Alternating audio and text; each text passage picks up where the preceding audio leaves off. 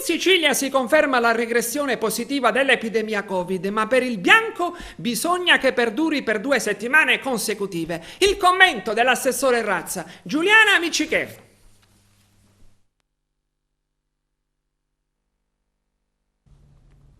Sono 434 i nuovi casi di Covid in Sicilia a fronte di 13.945 tamponi processati.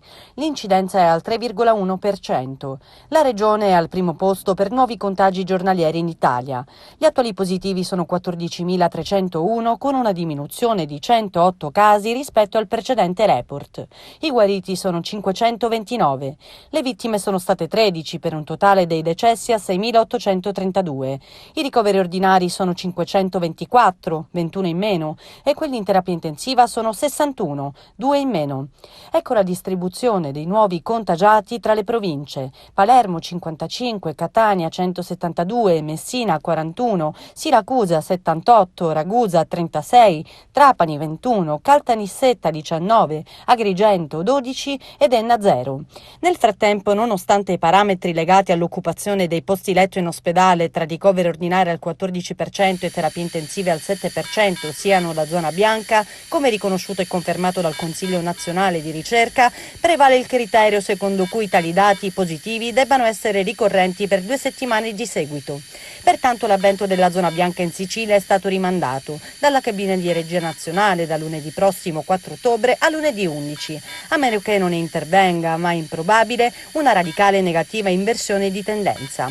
È l'assessore regionale alla salute Ruggero Razza che giovedì scorso, con i dati da zona bianca alla mano, si è riferito ai così definiti profeti di sventura che sono stati smentiti. Adesso commenta: sono felice perché dal 24 di settembre si è determinata in Sicilia una condizione di regressione dei parametri relativi al Covid e perché questa sta proseguendo, a dimostrazione del fatto che le azioni di contenimento dell'epidemia che ha sostenuto il presidente Musumeci con le sue ordinanze e il senso di responsabilità dei siciliani verso la vaccinazione stanno riuscendo ad allontanarci dal rischio di ulteriori restrizioni.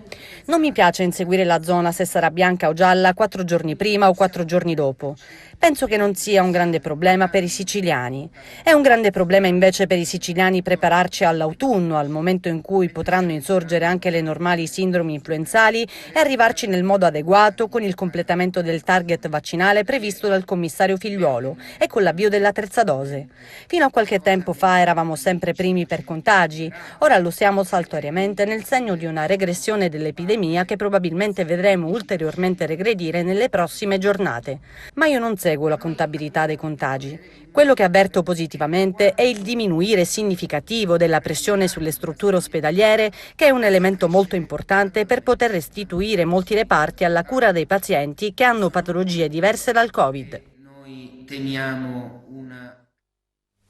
I giudici della prima sezione penale del Tribunale di Agrigento, presieduta da Alfonso Malato, hanno inflitto 4 condanne nell'ambito dell'inchiesta cosiddetta Semiramide su un presunto business legato allo sfruttamento della prostituzione di ragazze romene tra Reggio Calabria e Licata. Dunque, 4 anni di reclusione per Giku Radu, 42 anni, 3 anni e 6 mesi ciascuno per Julian Bobeika, 33 anni, e Alessandro Ornet Razvan, 34 anni, e per Alessandro Polimeni, 42 anni, di Reggio Calabria. L'operazione, condotta dai carabinieri di Reggio Calabria, è scattata nel 2011, dopo 2 anni di indagini. Un filone dell'inchiesta è approdato al Tribunale di Agrigento.